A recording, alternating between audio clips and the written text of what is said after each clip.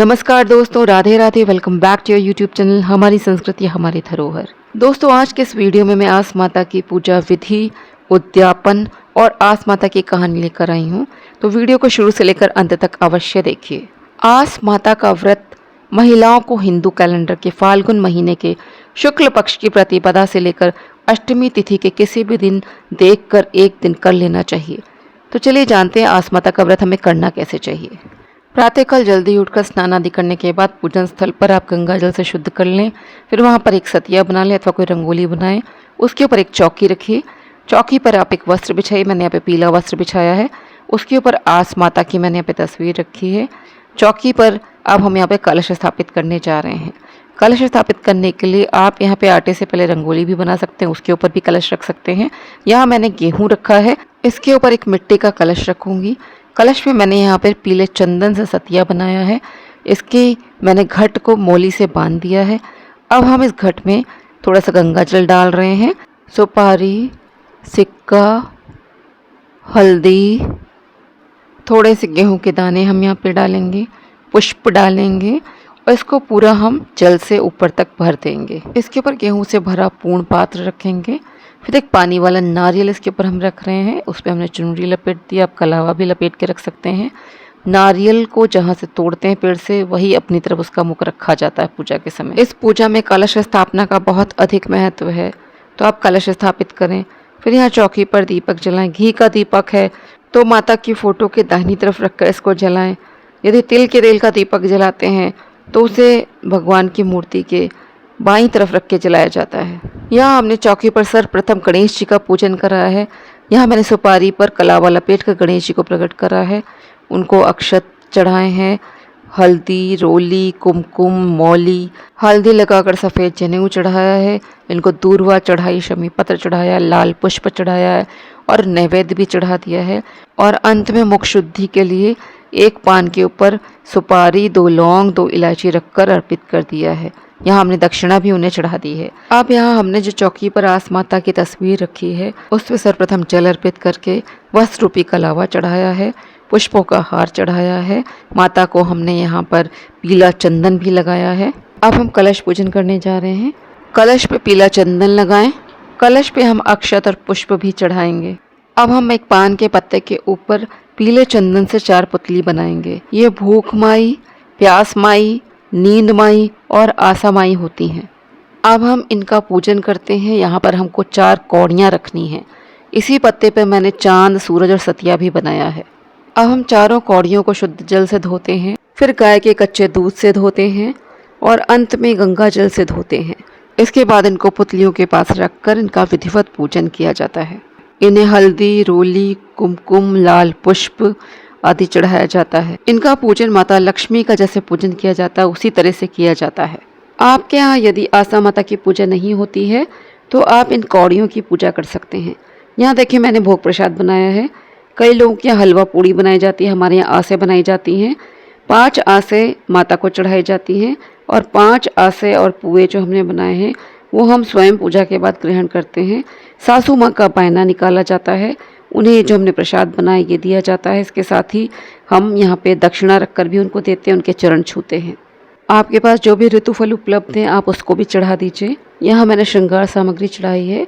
आपके पास जो भी 4 या 5 श्रृंगार सामग्री हैं आप चढ़ा दीजिए। यहाँ कौड़ियों और पुतली पर हमने वस्त्र रूपी कलावा भी चढ़ाया है। यहाँ सभी को भोग चढ़ाने के बाद अंत में हम जल का भोग भी लगाते हैं। अब हम यहाँ धूप दीप दिखा रहे हैं। कौड़ियों को जिस जल में और दूध में धोया है इसको हम किसी गमले में डाल देंगे। कलश पे भी हमने जनेऊ चढ़ाया है। अब अपने दाहिने हाथ में हम 7 दाने गेहूं के लेकर आस माता की कथा सुनेंगे अथवा कथा पढ़ेंगे। आस माता की कथा। किसी देश में एक राजा राज्य करता था, लेकिन अपने बुरे व्यसनों के कारण एक दिन वह जुए में अपना राजपाट हार गया और वह अपना देश छोड़कर वन में जाने को विवश हो गया। वन में भटकते भटकते उसे एक चौराहे के पास 4 औरतें दिखाई थीं। इतने में उसके पैर में कांटा चुभ गया, जिसे निकालने के लिए वह जमीन पर अपने हाथ को लगाकर झुका। यह देखकर चारों स्त्रियों को लगा कि वह उन चारों में से किसी एक को प्रणाम कर रहा है। वे राजा से पूछती हैं कि तुमने किसको प्रणाम किया है। अपने राजपाट को हार कर निराशा के समुद्र में डूबा हुआ राजा कहता है कि वह आशा माई आशा के सहारे ही जी रहा है और उन्हीं को प्रणाम कर रहा है। वे चारों औरतें वास्तविकता में भूख माई, प्यास माई, नींद माई और आशा माई होती हैं। राजा की बात सुनकर आशा माई प्रसन्न होती है और उसे विजय दिलाने वाली कौड़ियाँ देती हैं। कौड़ियाँ देते हुए आशा माई उसे कहती हैं कि इन कौड़ियों से तुम्हारी हमेशा विजय होगी। आशा माई का आशीर्वाद पाकर वह राजा अपने राज्य को लौटता है और उन कौड़ियों की सहायता से अपने राज्य पाठ पुनः प्राप्त कर लेता है। राज्य प्राप्त करने के बाद वह विधि पूर्वक आशा माई की पूजा करता है। इसी से कहा गया है कि जब तक आस का साथ है तब तक हमें कोई भी हरा नहीं सकता। आशा माई जैसे आपने राजा को सब कुछ दिया, इसी तरह से सबको देना। अब हम विनायक जी की कथा सुनेंगे।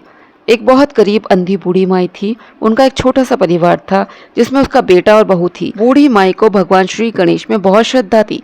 वह हमेशा गणेश जी की पूजा करती थी। तो एक रोज गणेश जी ने कहा कि बुढ़िया माई कुछ मांग, मैं तेरी पूजा भक्ति से खुश हूँ। बुढ़िया माई ने कहा मुझे तो कुछ मांगना ही नहीं आता।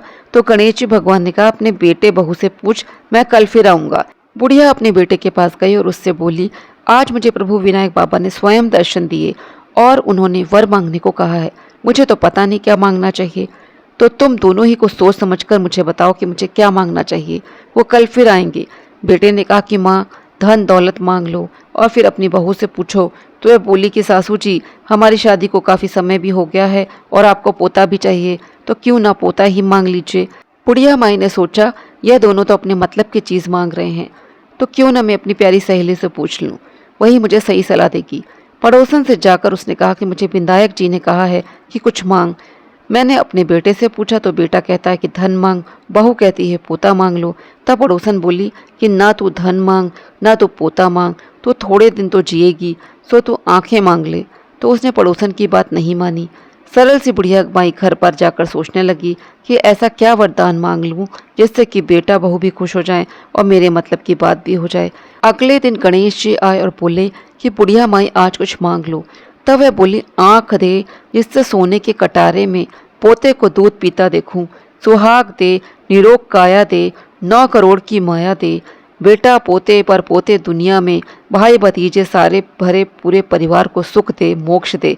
तब गणेश जी बोले कि माई तूने तो मुझे ठग लिया और सब कुछ मांग लिया, और मुस्कुराते हुए बोले परंतु जैसे तुमने कहा सब वैसे ही होगा।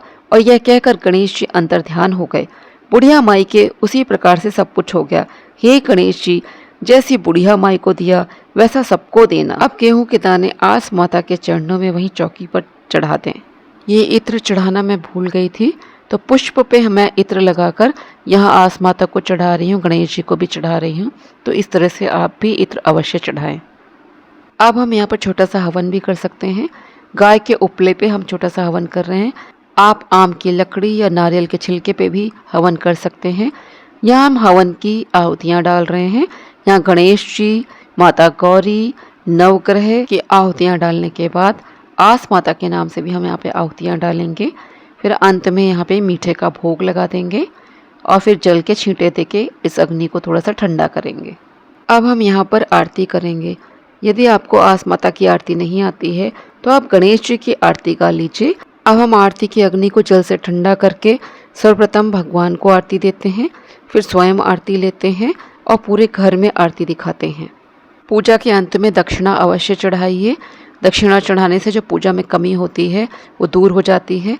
फिर हाथ में पुष्प और थोड़े गेहूं के दाने लेकर पूजा में हुई गलतियों के लिए क्षमा याचना करिए और गेहूं और पुष्प को माता के चरणों में अर्पित कर दीजिए। पूजा करने के बाद जब तक यहाँ पे अग्नि प्रज्वलित रहती है तब तक यहाँ से आपको चौकी नहीं हटानी है। जब दीपक बुझ जाएगा, अग्नि शांत हो जाएगी, इसके बाद ही आपको यहाँ से सामान को हटाना है। आपको कौड़ियाँ उठाकर अपने तिजोरी में रख देना है और समय समय पर इनको धूप दीप दिखाते रहना है। प्रसाद को आपको सब में वितरित कर देना है। इस दिन जब तक हम पूजा नहीं कर लेते हैं तब तक जल भी नहीं पीते हैं, इसलिए प्रातःकाल जल्दी उठकर पहले पूजा करनी चाहिए। इसके बाद आप प्रसाद ग्रहण कर सकते हैं, जल पी सकते हैं। और इस दिन खाली मीठा भोजन खाया जाता है और मीठा भोजन भी आपको दिन में केवल एक बार करना चाहिए। कलश पे रखे नारियल को आप दान में भी दे सकते हैं अथवा प्रसाद के रूप में ग्रहण करके अथवा उसका वितरण भी कर सकते हैं। कलश को आप किसी को दान में भी दे सकते हैं, आप घर में भी इसको यूज़ कर सकते हैं। कलश में डले सिक्के को निकाल कर रख लीजिए। इसमें जो सुपारी है और हल्दी है उसको आप सुखा लीजिए और पुनः इसको आप कलश में डालने के काम में ला सकते हैं। जल को आप गमलों में डाल सकते हैं, पेड़ों पे डाल दीजिए, पैरों के नीचे नहीं आना चाहिए, पूरे घर में जल को छिड़क दे पहले। सुपारी पे जो आपने गणेश जी प्रकट करे हैं उनका आप विसर्जन कर देंगे। चौकी पे जो फोटो रखी है उसे पूजा घर में आप रख सकते हैं, इसका दोबारा पूजन कर सकते हैं। दक्षिणा जो आपने चढ़ाई है वो आप किसी को दान में दे सकते हैं और आपने जो यहाँ पर श्रृंगार सामग्री चढ़ाई उसमें से थोड़ी सी श्रृंगार सामग्री आप अपने लिए रख लें, बाकी आप दान में दे दीजिए। फूल पत्तों का आप भूमि विसर्जन कर सकते हैं, जल विसर्जन कर सकते हैं।